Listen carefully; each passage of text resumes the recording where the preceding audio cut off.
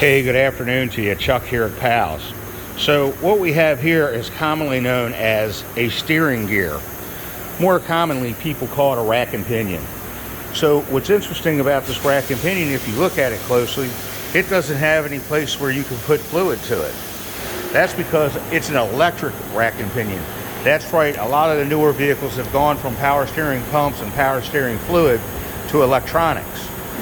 And this has an electronic rack and pinion in it with a steering angle sensor. Anyway, as you can see, we've got this one out of the vehicle, and that's because it failed. And when a rack and pinion fails, it's electric, it really fails. It's not like you can add fluid to it in order to take and make it go a little further.